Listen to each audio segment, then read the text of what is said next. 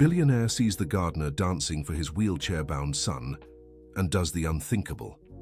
Richard Thompson felt the weight of the world on his shoulders as he tried to focus on the financial reports scattered across his office desk. The meeting with investors had been a disaster, and now he needed to find a solution to save his construction company from the brink of bankruptcy. That's when he heard laughter coming from the garden. Lifting his eyes from the documents, he froze at what he saw through the glass window of his office. On the immaculate lawn of his Beverly Hills mansion in Los Angeles, a young woman with brown hair tied in a simple bun was dancing gracefully. She wore a green apron over a light blouse, her hands dirty from soil. Her movements were delicate, like a ballerina's, as she twirled slowly under the afternoon sun. Seated in his wheelchair in front of her was his 6-year-old son, Ethan, clapping with genuine enthusiasm. The blonde boy was smiling in a way Richard hadn't seen in months, ever since his wife, Jennifer, had left for Switzerland 2 years ago, claiming she couldn't handle the special needs of their son, who was born with cerebral palsy. Ethan rarely showed joy. The young gardener continued her improvised dance, moving her arms like leaves in the wind, and Ethan tried to mimic her gestures. That's when Richard noticed something he'd never seen before. The young woman had a slight limp in her left leg, but it didn't diminish the grace of her movements. "Now it's your turn, Ethan," she exclaimed, encouraging the boy. "Show me how the little birds fly." Ethan moved his arms up and down, laughing loudly. It was the first time in months Richard had heard his son's genuine laughter. "Great job. Now let's sing the song about the flowers we planted yesterday." Right there in the middle of the garden, she began making up a song about dancing daisies and bouncing roses. Ethan tried to follow along with his small voice, getting the words wrong but never stopping his smile. Richard stepped away from the window, feeling something strange in his chest. That simple scene had touched a part of him that had been asleep for a long time. Since Jennifer left, he had buried himself in work, using it as a refuge to avoid facing the reality of raising a child with special needs alone. Hiring nurses and nannies had been his practical solution. Ethan spent his days under professional care, while Richard lost himself in meetings, business trips, and corporate strategies. The gardener, Emily Parker, had been hired just 3 months ago by the housekeeper, Mrs. Wilson, to tend to the property's landscaping. Dear listener, if you're enjoying the story, don't forget to like and especially subscribe to the channel. It helps us a lot as we're just starting out. Now, back to the story. That night at dinner, Ethan spoke more than he had in weeks. "Daddy, Miss Emily taught me a new song today. Want to hear?" "Of course, son," Richard replied, surprised by the boy's excitement. Ethan began singing the melody he'd learned in the garden, moving his hands along. It was a song about flowers that grow even in storms, about how roots stay strong beneath the soil even when no one sees. "She said I'm like a special flower that grows differently from the others, but is the most beautiful in the garden," Ethan said, his eyes shining. Richard felt a lump in his throat. When was the last time someone had made his son feel special in a positive way? The next day, he decided to watch Emily's work more closely. He came home early and went straight to the garden, hiding behind the trees. The young woman was kneeling near the flower beds, teaching Ethan about the different plants. "See, Ethan, this here is lavender. Smell it," she said, bringing a small sprig close to the boy's nose. "What a lovely scent," he exclaimed. "Exactly. And do you know why it smells like that? To attract the little bees that will help it make more lavender. Every plant has its own special way of being important in the world." Ethan gently touched the purple flowers. "Just like me, right, Miss Emily? I'm important too, even though I'm different." "Especially because you're different, Ethan. The most beautiful things in the world are different. Look," she pointed to a nearby rose bush. "That red rose and that white rose are different, but each is beautiful in its own way." Richard watched Emily stand up and noticed her limp clearly. She favored her left leg slightly, but it didn't stop her from moving naturally and cheerfully. "Can I ask you a question, Miss Emily?" Ethan said with the curiosity typical of children. "Of course." "Why do you walk differently?" Richard braced himself for an awkward reply, but Emily smiled calmly. "Because when I was little, I had an accident and hurt my leg, but you know what I learned? Even when we get hurt, we can grow strong and beautiful. just like plants that grow crooked but still reach for the sun the same way. "You're brave," Ethan said admiringly. "And so are you, Ethan. Very brave." At that moment, Richard felt he had found something precious. That young woman had a wisdom and sensitivity he'd never seen in any of the professional caregivers he'd hired. Later that afternoon, he called her into his office. "Emily, may I speak with you?" She entered the office still wearing her dirt-stained apron, but carrying herself with dignity and respect. "Yes, Mr. Thompson. I have a proposal for you. I'd like you to spend more time with Ethan. I can triple your salary if you agree to also be his tutor." Emily looked him straight in the eye, showing no excitement over the financial offer. "Thank you for the proposal, Mr. Thompson, but I must decline." "What?" He hadn't expected that answer. "I can quadruple the amount. It's not about money. I'm a gardener, not a nanny. I play with Ethan because I genuinely enjoy him during my breaks. If it became my job, I'd lose the spontaneity that's good for him." Richard grew irritated. He wasn't used to hearing no as an answer. "I see. Well, perhaps it's best if you look for another job then." The threat slipped out before he could think better of it. Emily remained calm, but he saw a flicker of sadness in her eyes. "If that's your decision, I'll respect it.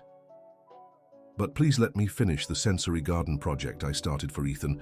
It only needs 2 more weeks." "Sensory garden?" "Yes. A special space with plants he can touch, smell, and hear the rustling leaves. It will be important for his sensory development." Richard felt like a fool. He hadn't even known she was working on a special project for his son. "You may finish," he said more softly. That night, Ethan broke down crying when he learned he might not see Emily again. "Why, Dad, why can't she stay?" the boy sobbed. "It's complicated, son." "But I like her. She makes me happy." Richard realized he'd made a grave mistake. Over the past 3 months, without even noticing, Emily had become an important figure in Ethan's life. And in his arrogance, he had nearly destroyed that. The next day, he sought out Mrs. Wilson, the family's housekeeper of over 10 years. "Wilson, tell me more about Emily. How did she end up here?" "Oh, Mr. Thompson, her story is heartbreaking. She has a degree in special education, specialized in inclusive learning. But after the accident that left her with that limp, it became hard for her to find work in the field." "Why?" "Her disability doesn't interfere with her work." "It doesn't interfere, no, sir. But people's prejudice does. She told me that in several interviews, after they saw her walk, they made excuses not to hire her. So she came to work as a gardener, out of necessity. But she knows plants like no one else. She even took a course in therapy through gardening, and the way she is with Ethan, I've never seen anything like it." Richard was beginning to understand the extent of his ignorance. "Does she have family?" "She has a teenage brother, Brandon, lives alone with him. Their parents passed when she was 20 in a car accident. It was the same accident that injured her leg." "And her brother?" "He's a good boy, studies at night and works during the day, but he had back problems after a motorcycle accident last year. Needs constant physical therapy, and it's expensive." Now Richard understood why she needed extra money, but also why she had refused his offer with such dignity. Emily didn't want charity. She wanted to maintain her professional integrity. That afternoon, he sought her out in the garden. "Emily, I apologize for what happened yesterday. I was rude and inappropriate." She stopped watering the plants and looked at him. "No need to apologize, Mr. Thompson. Everyone has their priorities. I'd like to make a new proposal. How about creating a specific position for you? Coordinator of therapy through gardening. You'd keep working with the plants but develop therapeutic activities with Ethan." Emily considered the proposal for a few seconds. "And would I have the freedom to develop the program as I see fit?" "Complete freedom. And Ethan would participate because he wants to, not because he's forced." "Exactly.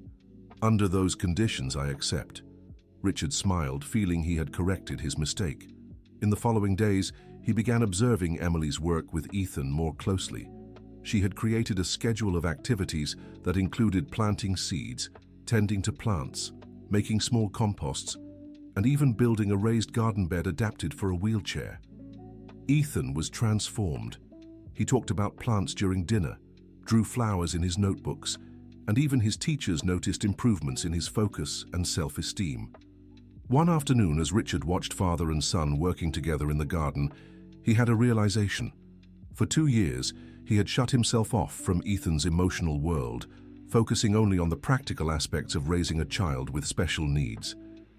Emily was showing him there was so much more to explore. "Mr. Thompson," she called, approaching, "may I make a suggestion?" "Of course." "Ethan is ready for more challenging activities. How about joining him?" "Me? But I don't know anything about plants." "It's not about knowing plants, it's about spending quality time with your son." Richard hesitated. His schedule was always packed. "Maybe on weekends. Ethan asks me every day if you'll come to the garden. He wants to show you the plants he's taking care of." Those words struck Richard like an arrow. When was the last time he had truly paid attention to Ethan's achievements? "All right, tomorrow after lunch I'll be here." The next day, Richard cancelled an important meeting and went to the garden. Ethan was beaming. "Dad, come see my garden." The boy guided his wheelchair to a raised bed, perfectly adapted to his height. "I planted lettuce, chives, and basil. Miss Emily said in 2 weeks we'll make a salad with what I grew." Richard knelt beside his son's chair, looking at the tiny green sprouts. "It's beautiful, Ethan. Did you do all this yourself?" "Miss Emily helped me dig the holes, but I put in the seeds and watered them every day." "He's very careful with the plants," Emily said, walking over. "Never forget to water them." "Can I help?" asked Richard. "Of course," exclaimed Ethan, excited. "Today we're planting sunflowers." For the next hour, Richard found himself kneeling in the dirt, hands soiled and suit stained, planting seeds alongside his son. It was the first time in months he felt truly present. "Daddy, did you know sunflowers always face the sun?" Ethan shared eagerly. "Really?" "Yes. Miss Emily said they're like happy people, always looking for the good in life." Richard glanced at Emily, who smiled softly as she organized the tools. "Ethan is an excellent student," she said. "He has an amazing ability to absorb information about plants." "Daddy, will you come again tomorrow?" Ethan asked hopefully. "Yes, son." And for the first time in a long while, Richard kept a promise he made to his child. Dear listener, if you're enjoying the story, don't forget to like and especially subscribe to the channel. It helps us a lot as we're just starting out. Now, continuing. In the days that followed, something unusual began to happen. Richard found himself glancing out his office window more often, not just to see Ethan, but also to watch Emily at work. There was something mesmerizing about the gentle way she tended to the plants, the patience with which she taught Ethan, and the genuine joy she showed at each of the boys' little discoveries. One particularly hot Los Angeles summer afternoon, he decided to bring them some ice-cold water. "Thank you, Mr. Richard," said Emily, wiping sweat from her brow. "You've been working hard today." "We're preparing a surprise," Ethan exclaimed, "but I can't tell you what it is." Richard smiled. It had been a long time since he'd seen Ethan so excited about something. "You're welcome to stay in the garden," Emily said. "Ethan likes having you around." "And you?" The question slipped out before he could think better of it. Emily met his gaze, and for a moment, there was an awkward silence. "I think every child is happier when they feel loved by their parents," she replied diplomatically. Richard realized he'd been inappropriate, but also noticed she hadn't directly answered his question. That evening at dinner, Ethan was chattier than ever. "Daddy, Miss Emily told me that when she was little she planted flowers with her grandma." "That's nice, son. She said her grandma taught her that flowers are like feelings. When you take care of them with love, they grow more beautiful. That's an interesting comparison." She also said that when her grandma went to heaven, she kept planting flowers to remember the love they shared. Richard realized Emily had a special way of handling difficult topics with Ethan. She didn't shy away from hard subjects, but made them understandable and comforting for a child. "Ethan, do you miss Mommy?" The question came out spontaneously, and Richard immediately regretted it. It was something they rarely talked about. Ethan thought for a few seconds. "Sometimes, but Miss Emily said people who go away still love us, just in a different way." What else did she say? That love is like plant roots. Even when we can't see them, they're still there underground, helping the plant grow strong. Richard felt his eyes well up. Emily had found a poetic, comforting way to help Ethan cope with his mother's absence. The following week, during an important meeting with Japanese investors at the office, Ethan had one of his anxiety episodes.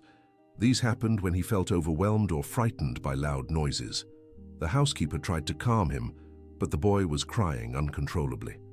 The investors grew uncomfortable with the situation, and Richard found himself torn between calming his son and maintaining the professional meeting. That's when Emily appeared at the office door, her hands still dirty from the soil. "Excuse me, Mr. Thompson, may I help?" Without waiting for an answer, she went straight to Ethan. "Ethan, remember the butterfly song we learned yesterday?" she said, kneeling beside his chair. The boy stopped crying and looked at her. "I do." "Then let's sing it together. And let's imagine we're butterflies flying over the garden." Emily began humming a sweet, simple melody, moving her hands like wings. Ethan gradually calmed down and joined in the song. "Now take a deep breath, like butterflies do when they land on flowers," she said, demonstrating slow, deep breaths. Ethan imitated her, and within minutes, he was completely calm. "Thank you, Miss Emily," he said, smiling. "You're welcome, Ethan. Now I'll go back to the garden, and when your meeting is over, you can come show me how the sunflowers have grown, okay?" "Okay." Emily stood up and headed for the door, but before leaving, she gave a respectful nod to the investors. "I apologize for the interruption. Have a good meeting." After she left, one of the Japanese investors remarked in English, "Impressive. Family harmony and care for children are very important in Japanese business. It shows stability and strong values." Richard realized Emily's intervention hadn't just resolved the crisis with Ethan, it had also made a positive impression on the investors. Her naturalness, respect, and competence in handling the situation had demonstrated the kind of balanced family environment they valued. The meeting ended with a much better agreement than Richard had expected.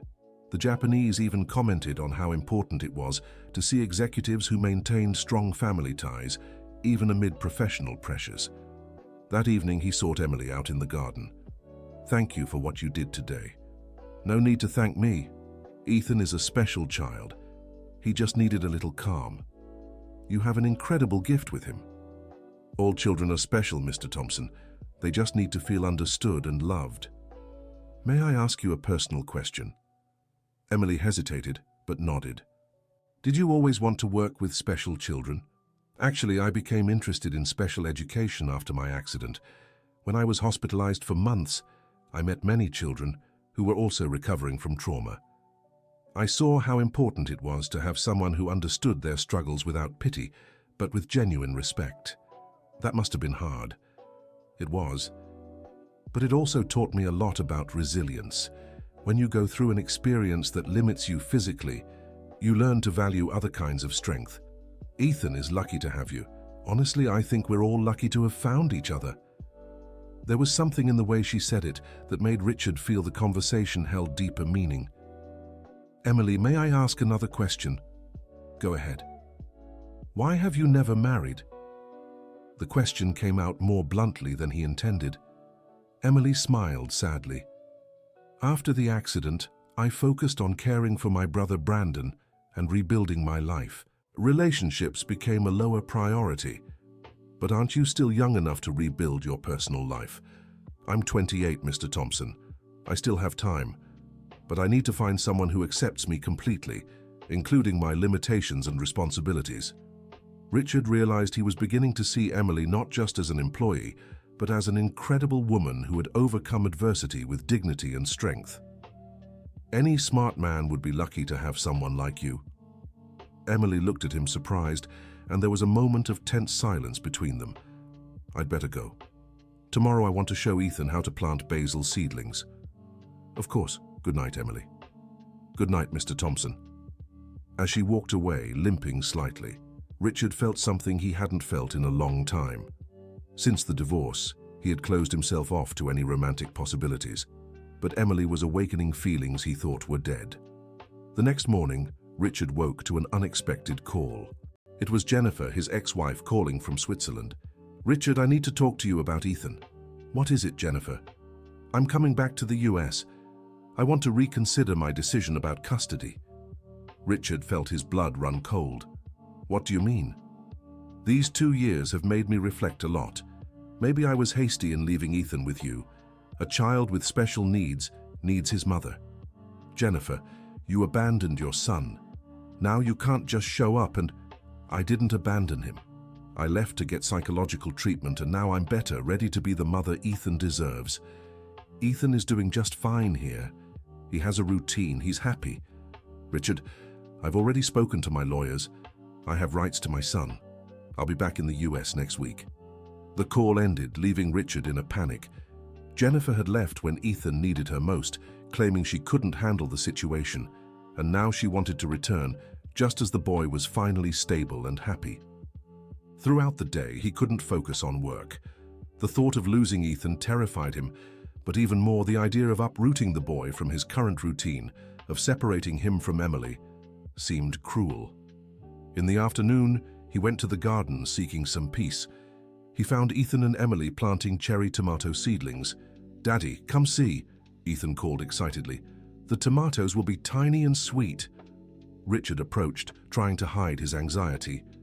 "That's great, son." Emily immediately noticed something was wrong. "Mr. Thompson, is everything all right?" "Yes, just a tough day at work." But during dinner, Ethan noticed his father's worry. "Daddy, are you sad?" "No, son. Just tired. Miss Emily always says when we're worried, it's good to talk to someone we trust." Richard looked at Ethan and realized how much the boy had matured in recent months. Emily's positive influence was visible not just in his happiness, but also in his emotional intelligence. That night, he called his lawyer. "Dr. Harrison, my ex-wife wants to challenge Ethan's custody. Richard, she left the child 2 years ago. It'll be hard for her to get full custody. But what if she gets extended visitation or shared custody? It's possible. How is Ethan doing now?" "He's doing very well.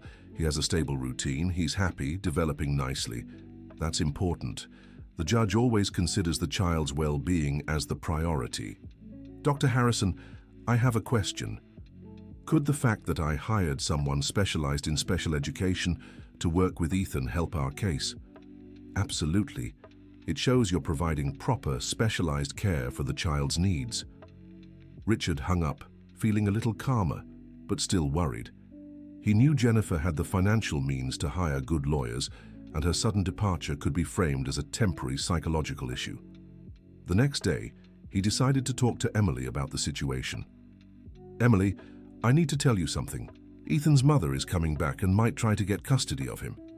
Emily stopped watering the plants and looked at him with concern. "How is Ethan handling this?" "He doesn't know yet. I don't know how to tell him. Mr. Thompson, may I give my opinion?" "Of course. Ethan is stronger and smarter than we imagine. He deserves to know the truth in an age-appropriate way. Would you help me talk to him?" "Of course. But first, tell me more about the situation." Richard recounted the whole story, how Jennifer had left claiming she couldn't handle Ethan's special needs, how she had cut contact for months, and how she now wanted to come back. "I understand her concern about wanting to be present in her son's life," said Emily thoughtfully. "But I also see how much Ethan has grown and developed these past few months. Do you think her return could hurt him?" "I think sudden changes are always hard for children, especially for those with special needs who thrive on stable routines. But I also believe Ethan has the right to know his mother. As always, you find the perfect balance between extremes. Mr. Thompson, may I make a suggestion?" "Always." "What if we talk to Ethan about his mother gradually, not about custody, but about her wanting to visit him? Do you think he'll want to see her?" "I don't know, but he has the right to decide, within the limits of his age." That afternoon, the three of them were in the garden when Richard brought it up. "Ethan, do you remember Mommy?" The boy stopped digging in the dirt and thought. "A little. She had long hair and smelled like perfume." "That's right. Well, she called and said she wants to see you."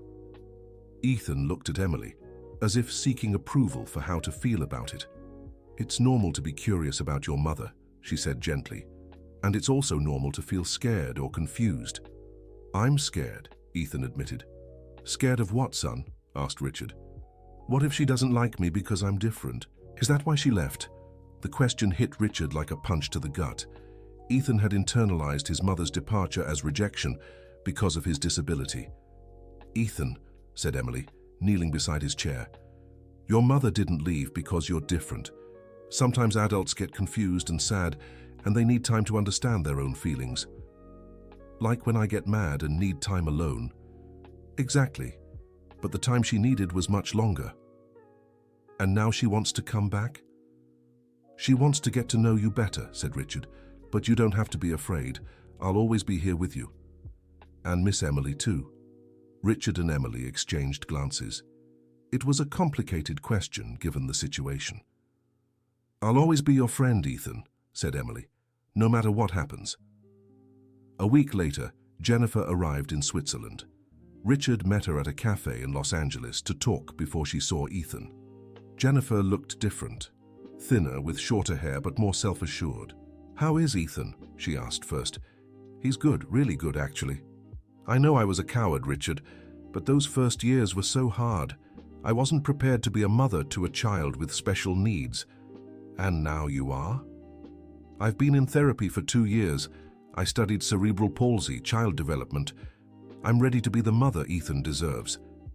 Jennifer, Ethan has built a routine here. He's happy, making progress. You think I can't provide that for him? It's not that, but he's adjusted. He has important connections here. Connections with who? The nannies you hire? Richard hesitated. How could he explain about Emily without sounding defensive? I hired a special educator. She's worked wonders with Ethan. A special educator? Yes, she's trained in special education and developed a garden therapy program just for him.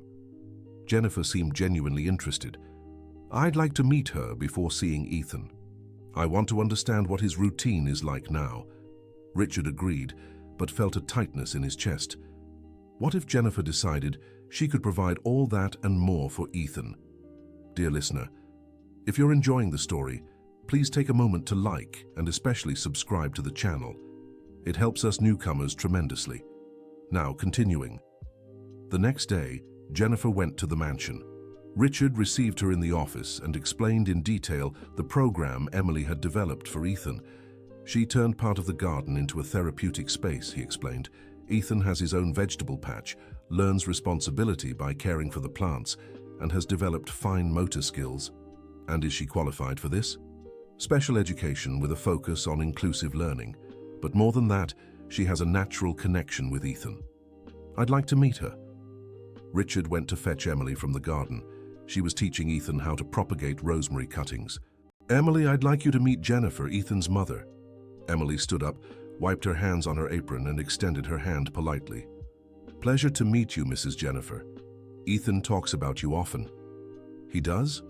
Jennifer seemed surprised and moved. Yes, he's very curious about you and holds on to his memories with great fondness. I'd like to see the work you've been doing with him. Of course. Ethan, would you like to show your mom the garden we made? Ethan was clearly nervous, but nodded eagerly. Mom, this is my garden, he said, trying to sound excited though his voice trembled. Jennifer approached the wheelchair and looked at the raised flower bed. It's beautiful, Ethan. Did you plant all this? I did, with Miss Emily's help. Look, there are tiny tomatoes growing already. Jennifer gently touched the small green fruits. That's amazing, sweetheart. And over here, I planted flowers for the bees. Miss Emily says bees are important for all the plants. For nearly an hour, Ethan showed Jennifer every corner of the garden, explaining what he'd learned, demonstrating how he watered the plants and prepared compost. Emily stayed nearby, quietly encouraging the boy and adding explanations when needed. Richard watched from a distance, conflicted. It was heartwarming to see Jennifer genuinely interested and impressed by Ethan's progress, but painful to imagine she might take it all away. Ethan is an extraordinary boy, Jennifer told Emily while Ethan was distracted watching a ladybug. Yes, he is. Very bright and sensitive. May I ask you something? How did he cope with my absence? Emily chose her words carefully. Children are resilient, Mrs. Jennifer. Ethan created his own way of understanding your departure, but he's also developed strong emotional security these past months. Do you think my return could harm him? I believe Ethan deserves to have his mother in his life, but I also think changes should be gradual and respectful of his current progress. Jennifer appreciated Emily's honesty and tact. Did you study extensively to work with special children? I did, but I've learned mostly by observing and respecting each child as a unique individual. And your background?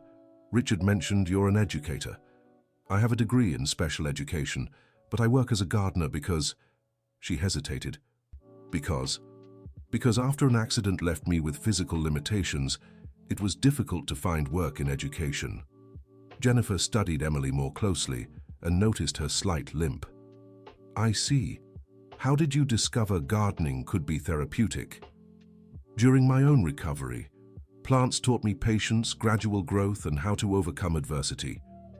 And does this work with Ethan? It works with anyone who needs to learn about self-care, responsibility, and connection to something greater than themselves. Jennifer was clearly impressed, not just with Emily's work, but with her wisdom and sensitivity. That evening, Jennifer had dinner with Richard and Ethan. The boy was more relaxed and told his mother about his progress at school, the friends he'd made, and his favorite plants. "Mom, do you want to sleep here tonight?" Ethan asked innocently. Jennifer looked at Richard, who nodded. "I can stay in the guest room if you'd like," she said. "I do." After putting Ethan to bed, Richard and Jennifer talked in the living room. "He's doing really well, Richard, much better than I expected. Emily worked miracles with him. She's special. Do you have something with her?" The question caught Richard off guard. "What do you mean?" "The way you talk about her, the way you look at her. It's obvious there's more than a professional relationship." Richard sighed. "I don't know. Maybe. She's an incredible person. And Ethan really likes her." "A lot. She's become an important figure in his life." Jennifer was silent for a few minutes. "Richard, I came here ready to fight for custody of Ethan, but seeing how well he's doing, how you've built a good life for him, I can't just destroy that." "What are you saying?" "I want to be part of my son's life, but in a way that's good for him. I don't want to take Ethan away from everything he knows and loves."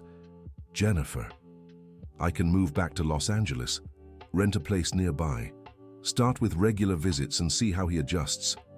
"You'd do that?" "I would, but I have one condition." "What?" "I want Emily to keep working with Ethan, no matter what happens between us." Richard was surprised.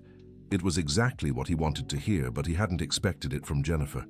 "Why?" "Because it's rare to find someone who truly dedicates themselves to a child without self-interest. And because Ethan clearly loves her. She loves him too.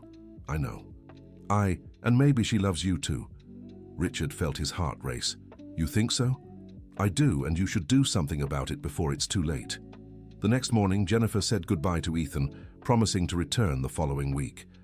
"Mom, are you going to live near us?" "I'll try, Ethan. I want to be close to you." "And will Miss Emily stay here?" "Yes, she will." Ethan smiled in relief. After Jennifer left, Richard went to find Emily in the garden. She was pruning the rose bushes, focused on her work. "How do you think Ethan handled his mother's visit?" "Very well. She was respectful and kind to him." "And you? How did you feel meeting Jennifer?" "She seems genuinely interested in rebuilding a healthy relationship with Ethan." "Emily, can I ask you a personal question?" She stopped pruning and looked at him. "Go ahead." "What do you feel for me?" The question was direct, no beating around the bush. Emily looked visibly surprised. "Mr. Richard, you can call me Richard and you can be honest." Emily took a deep breath. "I admire how dedicated you've been to Ethan lately. I respect your integrity and..." She hesitated. And an affection that goes beyond professional." "I feel that way about you too, Emily. In fact, I feel much more than affection." They looked at each other in silence for a few seconds. "Richard, our situation is complicated. I work for you. I care for your son. What if you didn't work for me anymore? What do you mean? What if I found a way for you to keep working with Ethan, but not as my employee? I don't understand. I have an idea. I want to create an institute for garden therapy for special children. You'd be the general coordinator with full autonomy and your own salary, independent of me. Emily gasped. Are you serious? Completely serious. You changed Ethan's life, and I'm certain you could do the same for many other children. But this would cost so much money. I have the means, and I believe it would be an excellent social investment. What about Ethan? He'd be one of the beneficiaries of the institute, but it wouldn't be about you working in our home anymore. You'd be an independent professional caring for my son. Emily was visibly moved by the offer. Richard, this would change everything. Exactly. And if it changed our professional relationship, I could ask you to dinner without it being inappropriate. She smiled for the first time since the conversation began. And I could accept without feeling conflicted. So, do you accept my proposal, both the professional and personal one? I accept both. Richard stepped closer and kissed her for the first time, a gentle, respectful kiss, yet full of promise. Daddy, Miss Emily, Ethan shouted from across the garden. Come see. The sunflower bloomed. They pulled apart smiling and walked together toward Ethan, who was clapping excitedly in front of a huge yellow sunflower that had opened overnight. Look, it grew so big, the boy exclaimed. Just like our love for plants, Emily said, glancing meaningfully at Richard. And for special people, he added. 2 months later, the Sunflower Institute for Garden Therapy was up and running in a rented space near the mansion. Emily had become a respected professional, caring not just for Ethan, but for 15 other children with special needs. Jennifer had rented a house 3 blocks away and visited Ethan twice a week. The boy had adjusted perfectly to the new dynamic, enjoying his mother's renewed affection without losing the stability he'd built. Richard and Emily had been dating for a month, but kept things discreet for Ethan's sake. The boy knew they were together and fully approved. Daddy, when are you going to marry Miss Emily? He asked one day at dinner. Ethan, Richard exclaimed, embarrassed. What? You love each other. She practically lives here already, and it'd be cool to have a mom who knows about plants. Emily laughed at the child's simple logic. Ethan, these things take time, she said, but you've known each other forever, and I already like her as my mom. Richard and Emily exchanged glances. It was true. Their relationship had evolved naturally, and Ethan had accepted Emily as a mother figure without hesitation. What if I proposed to Emily? Would you approve? Richard asked. Yes, but only if it's in the garden in front of the sunflowers. They all laughed. What if I wore a dress made of leaves? Emily teased. No, you have to wear a pretty dress, and Daddy has to wear a suit. And then we'll plant a special tree to celebrate, Richard suggested. Yes, a wedding tree.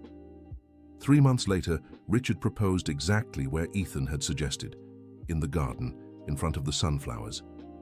Emily said yes through tears of joy, and Ethan cheered from his wheelchair, shouting, "Now we'll be a real family!" The wedding took place 6 months later in a simple ceremony in the mansion's garden. Ethan was the ring bearer, carrying the rings in a small wicker basket he'd helped make. Jennifer attended, moved by her son's genuine happiness. The wedding tree, a golden trumpet tree Ethan had chosen, because when it blooms it'll be the color of sunflowers, was planted after the ceremony. During the reception, Richard gave an emotional speech. Emily didn't just save my son, she saved our family. He taught us that love grows like plants, slowly, with care, but when it blooms, it lasts a lifetime. Emily replied, Ethan taught me that all children are special flowers. They just need the right soil to grow. And Richard taught me that it's possible to start over and build a family based on respect and true love. Ethan, from his wheelchair, shouted, "And I learned that families are like gardens. They can be different, but if everyone cares with love, they turn out beautiful." All the guests applauded, but no one was more moved than Mrs. Wilson, the housekeeper, who had witnessed the entire transformation of that family. A year after the wedding, the Sunflower Institute had become a reference in Los Angeles. It served over 50 children, and had trained other professionals to replicate the method in other cities. Ethan, now 8 years old, had become a kind of ambassador for the Institute, sharing his experience with other families and showing how plants had helped in his development. "You know what I like most about our garden?" he asked Emily one Sunday afternoon. "What?" "That every plant is different, but they all grow together in the same place." "That's a very smart observation, Ethan. Just like our family. I'm different. You limp a little. Dad is sometimes too serious. Mom Jennifer lives in another house. But we all grow together." Emily hugged him, moved by the boy's wisdom. "You know you teach us so much, Ethan." "I do? How?" "You teach us that being different is being special, that every person has their own way of being important in the world, just like the plants, exactly like the plants." Richard, who had overheard the conversation from his office window, smiled.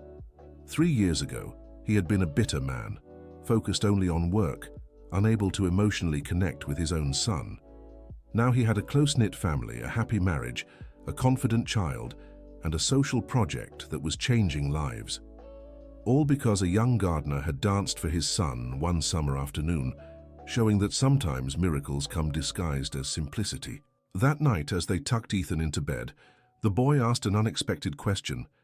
"Emily, if I weren't in a wheelchair, would you still love me?" The question took both Emily and Richard by surprise. "Ethan, why are you asking that?" Emily said, sitting on the edge of the bed. "Because sometimes I think you only like me because I'm special." "Ethan," she said, taking his hands, "I love you because you're kind, smart, caring, and funny.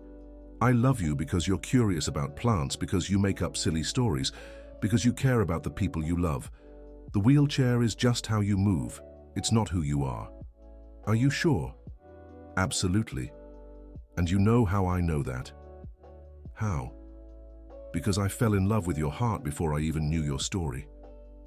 Ethan smiled, reassured. "And I fell in love with your dancing before I knew you understood plants." "Really?" "Yeah. You danced like a happy little bird." Richard, watching from the doorway, felt his eyes well up. Well, that simple, honest conversation symbolized everything his family had built. Acceptance, unconditional love, and the ability to see beyond limitations. 2 years passed. Ethan was now 10 and had developed a special passion for orchids. The Sunflower Institute had expanded to 5 cities in the state of Los Angeles, and Emily had become a respected speaker on inclusive education.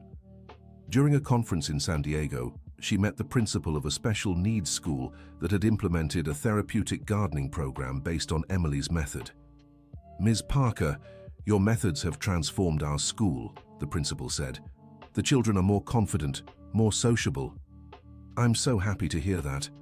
I'd like to propose something. How about we write a book together, documenting the method and sharing it with educators across the country?" Emily was thrilled by the idea. She had always dreamed of formalizing her work in a way that could reach more people. When she shared the proposal with Richard and Ethan, both were excited. "You're going to be a famous author," Ethan exclaimed. "Maybe not famous, but it'll be a way to help more children." "Can I help?" the boy asked. "How? Can I tell my story in the book? How I was before I met you and how I changed after?" Emily looked at Richard, who nodded in agreement. "That would be a very valuable contribution, Ethan." The book, Gardens of the Heart, Therapy Through Gardening for Special Children, was published a year later. Ethan had written an entire chapter dictating to Emily his memories and reflections on how plants had helped in his development. The launch took place at a bookstore in Los Angeles, and the whole family was there. Richard, Emily, Ethan, Jennifer, and even Brandon, Emily's brother, who had become a physical therapist and worked at the Institute. "I want to dedicate this book," Emily said during the presentation, "to all the children who taught me that different isn't a flaw, it's a gift. And especially to Ethan, who showed me that the greatest teachers sometimes are just 10 years old, with a smile bright enough to light up entire gardens." Ethan, sitting in the front row in his wheelchair, clapped with emotion. "And I want to thank," he said when Emily invited him to speak, "Miss Emily, who taught me I can plant flowers even while sitting down, and my dad, who learned to care for me just like he cares for plants, with patience and lots of love." The audience was moved by the simplicity and depth of the boy's words. After the event, the family went out to dinner to celebrate. At the restaurant table, Richard watched his family, Emily, radiant with the book's success, Ethan, excitedly telling them about a butterfly that had landed on his chair during the presentation, Jennifer taking photos and videos to capture the moment. "What are you thinking about?" Emily asked, noticing Richard's thoughtful silence. "I'm thinking about how life can change completely when we stop trying to control everything and start caring for what truly matters." "And what truly matters?" "Love, family, growth, the simple things that make a difference." "Like plants," Ethan chimed in, having overheard the conversation. "Like plants," Richard agreed, smiling. That night at home, as Emily tucked Ethan into bed, the boy made a confession. "You know, Emily, sometimes I'm scared." "Scared of what?" "That one day you won't need me anymore." "Ethan," she said, sitting on the bed, "families don't work that way. We don't stop loving someone just because they don't need care anymore." "Are you sure?" "I am." "Know why?" "Because when we truly love someone, they become part of our lives forever." "Like the plants we grow in the garden?" "Exactly. Even when they grow strong, they're still our plants. And even when I grow up and become independent, I'll still be your son?" "Forever and always." Ethan smiled, reassured. "Good night, Mom." It was the first time he had called her Mom, and Emily felt her heart fill with indescribable joy. "Good night, my son." 5 years later, Ethan was 15 and had become an articulate, confident teenager. The Sunflower Institute had grown into a national organization with branches in 12 states. Richard had sold part of his businesses to dedicate himself fully to the Institute, working alongside Emily to expand the program. Their marriage remained strong, built on partnership, mutual respect, and genuine love. Jennifer had remarried and lived in the same city, maintaining a close and healthy relationship with Ethan. The boy divided his time between both homes naturally, without conflicts or anxieties. One Saturday afternoon, the family was in the garden preparing the soil for a new flower bed when Brandon arrived with news. "Emily, I need to tell you something," he said, visibly emotional. "What is it?" "I got an offer to open a physical therapy clinic in partnership with the Institute. It would be the first facility to combine therapeutic gardening with physical therapy." "Brandon, that's wonderful," Emily exclaimed, hugging her brother. "And there's more. The city offered a large plot of land on the north side. We could build something truly special." Ethan, who had been listening, grew excited. "Uncle Brandon, can I help plan the clinic's garden?" "Of course. You're our orchid expert, and I can give talks to patients about how plants help with recovery." Richard smiled, watching his son's enthusiasm. Ethan had developed a natural talent for motivating others, especially children and teens facing challenges similar to his own. "You know," Richard said to Emily that evening, "when I think about everything that's happened, I'm amazed at how one afternoon changed our entire lives." "Which afternoon?" "The one when I first saw you dancing for Ethan. If I hadn't looked out the window at that moment, we would have found each other another way," Emily said with conviction. "People who are meant to meet always find a way." "You really believe that?" "I do. I believe Ethan needed someone who saw beyond the wheelchair, that you needed someone to show you how to be a real father, and that I needed a family who accepted me exactly as I am." "And now?" "Now we're a family that grows together, just like a well-tended garden." The next morning, Ethan woke up with an idea. "Emily, can I organize a 5th anniversary party for your marriage?" "Of course, but why?" "Because I want to surprise you, and I want to invite all the families from the Institute." "What kind of surprise?" "It's a secret, but it'll be in the garden, and each family will plant a special tree." Richard and Emily exchanged amused glances. Ethan had developed a passion for organizing events and always surprised them with his creativity.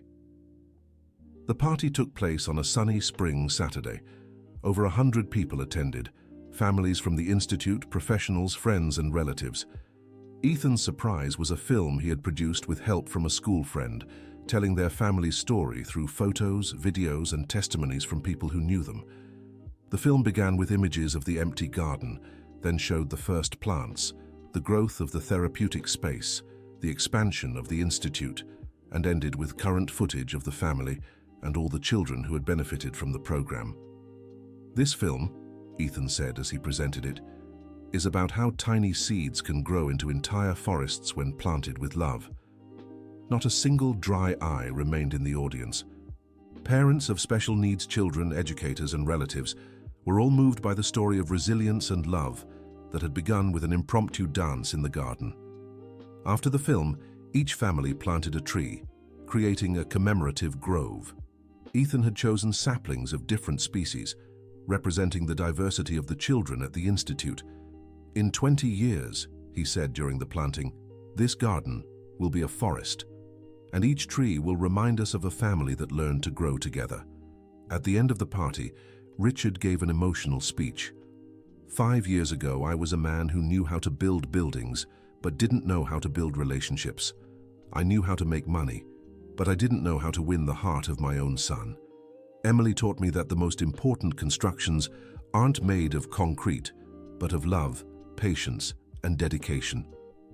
Emily replied, "And I learned that families can be formed in many different ways, that sometimes love arrives disguised as work, that the greatest gifts come in unexpected packages, and that every person in our lives teaches us something fundamental about ourselves."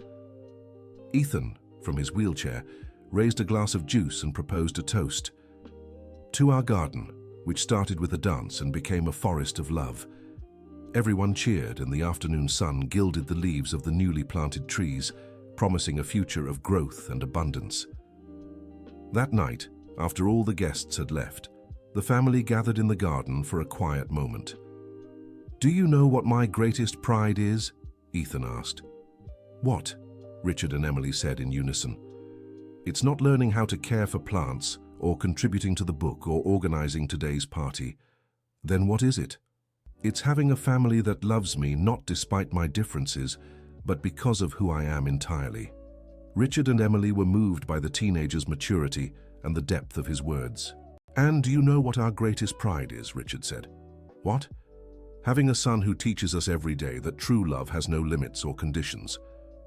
They embraced in the middle of the garden they had created together, surrounded by the plants that symbolized their journey of growth, resilience, and unconditional love. 10 years later, Ethan was 25, with a degree in psychology and specializing in therapy, assisted by animals and plants. He had become a respected professional and an inspiring speaker. The Sunflower Institute had become an international reference, receiving visits from educators from other countries interested in implementing the method developed by Emily. Richard, now over 50, had found in philanthropy a way to use his business expertise for social good. He remained married to Emily, more in love than ever. During a conference in Washington on inclusive education, Ethan was invited to share his story. In the audience were hundreds of educators, parents, and healthcare professionals. "My story," he began, "is not about overcoming disability. It's about discovering that every person has unique gifts that can blossom when they find the right environment." He spoke about how the garden had transformed his life, how he had learned that growing didn't mean becoming like others, but becoming the best version of oneself. "Today, I work helping others discover their own inner gardens," he said. "And I always remember the words of a special gardener who taught me that we're all like plants. We need the right soil, the right amount of water, enough light, and, most importantly, someone who believes in our potential to grow." The speech was met with a standing ovation. After the event, a young mother approached Ethan. "Mr. Ethan, I have a 6-year-old daughter with cerebral palsy. She's struggling with acceptance right now. Do you have any advice?" Ethan smiled warmly. "Tell your daughter she's like an orchid. Orchids need special care. They grow differently from other flowers, but when they bloom, they're the most beautiful in the garden." The mother was moved. "And for me? Sometimes I feel lost, not knowing how to help her. For you, my advice is be the patient gardener. Don't try to rush growth and don't compare your daughter to other flowers. Just love, care, and trust the process." When Ethan came home that night, he found Richard and Emily in the garden, now much larger and more mature, filled with lush trees that had been planted over the years. "How was the lecture?" Emily asked. "Moving. I talked about you, about our family, about how I learned that being different is being special. And how did it feel?" "Proud. Proud of our story, proud to have you as my parents, proud to be able to help other families discover that love has no limits." Richard looked at his son, now a mature and accomplished man, and remembered that afternoon over 15 years ago when he had seen Emily dancing for Ethan in the garden. "You know," he said, "sometimes I think that Emily's dance was the moment our real life began." "No," Ethan corrected. "That dance was the moment you realized our real life already existed. It just needed to be nurtured and cultivated." Emily smiled, touched by her son's wisdom. "And it's still being cultivated every day," she said, "because families are like gardens. They never stop growing, never stop surprising, never stop teaching us new things." That night, the three of them walked through the garden, admiring the plants that had grown over the years. Each one told a part of their story.